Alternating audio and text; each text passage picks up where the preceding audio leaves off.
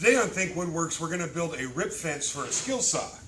This is a real easy way to get nice, straight, accurate cuts just using your skill saw. But stick around because there's a little twist at the end. What I've got here is two pieces of plywood, 48 inches long. One's 8 inches wide and the other one is 2 inches wide. And if you don't have a way to cut this at your house, the big box stores typically have panel saws and can cut those for you. I'm just gluing the 2-inch piece to the top of the 8-inch piece flush on the bottom side, and I'm going to start by putting a screw in one corner, making sure to keep it flush, and then I'm going to use a straight edge because that 2-inch piece can get askew a little bit if it's not careful. So I'm just double checking to make sure it's nice and perfect straight, and then I'll finish putting the screws in to hold it in place while the glue dries.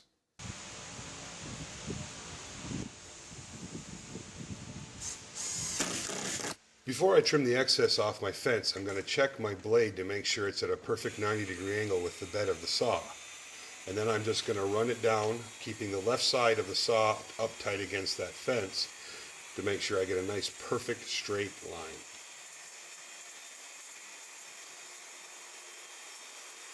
Whenever I build a jig that a tool's going to slide over, I like to coat it with furniture wax to give it a nice smooth surface so the tool will glide over it easily. Now to make this even more efficient, what I'm going to do is take some sticky back sanding pads, and I'm going to put, say 4 of them on the back of here. So, and this is great for when you're cutting sheet goods. It really helps hold this in place. That and the clamp and you're good to go. And if you're in a big rush, you can actually put a little down pressure and not use a clamp. I wouldn't recommend it, but it's possible.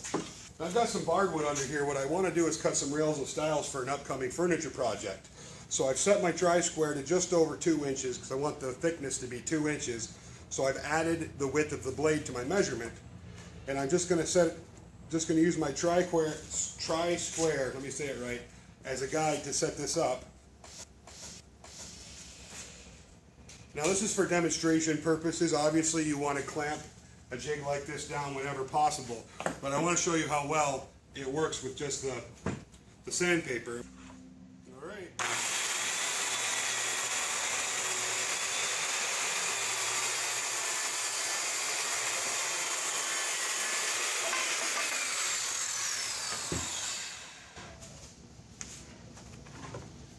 So the advantage of doing something like that, and I just have an auxiliary piece behind here because it's not big enough, is that you can very accurately repeat that cut, and quickly as well.